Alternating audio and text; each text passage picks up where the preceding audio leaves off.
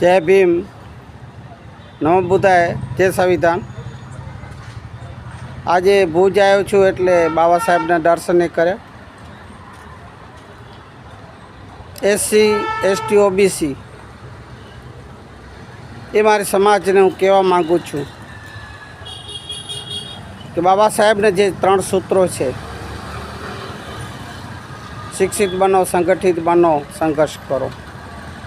શિક્ષિત બન્યા પણ સંગઠિત નથી થયા,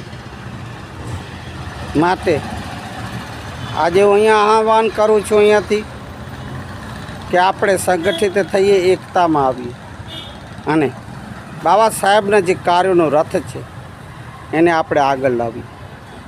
બસ મારે આજે જ કહેવું છે। તો જે બી આંબેડકરવાદીઓ છે, જે બી